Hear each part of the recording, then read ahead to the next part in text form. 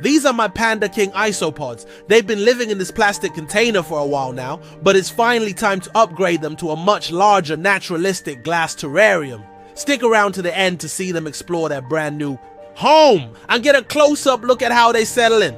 I want to give them a setup that mimics their natural environment with plenty of space to burrow, hide, and forage. So let's get started.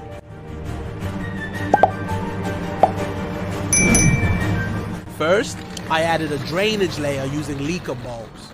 This helps excess water drain away, preventing the substrate from getting waterlogged. Since isopods need a humid environment but don't do well in standing water, this layer is really important for keeping the enclosure balanced. Next, I placed a substrate barrier on top. This keeps the substrate from mixing with the drainage layer, making sure everything stays in place and works as it should. For the main substrate, I used a pre-made terrarium mix. Isopods love to burrow, and they need a deep nutrient-rich layer where they can dig and find organic material to break down. This mix has everything they need to thrive. Then, I added the centerpiece of the enclosure, a large rock with moss attached. This is going to be their main hiding spot, giving them a safe, dark place to retreat to during the day.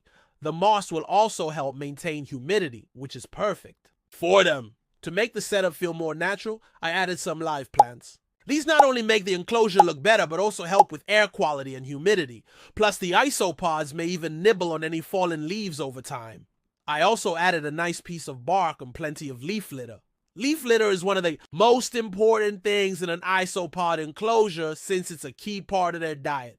These guys are decomposers, and they'll spend a lot of time breaking down the leaves, which keeps the ecosystem healthy. Now for the best part, adding them to their new home.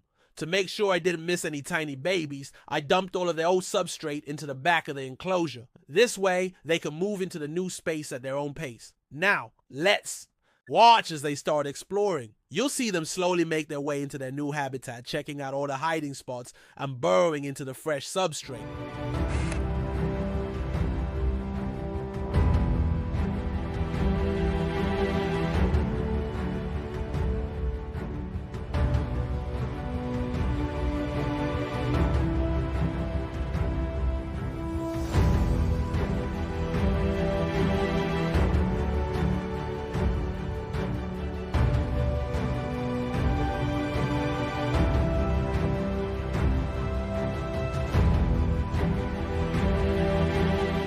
Let me know what you think of their setup in the comments, and if you change anything,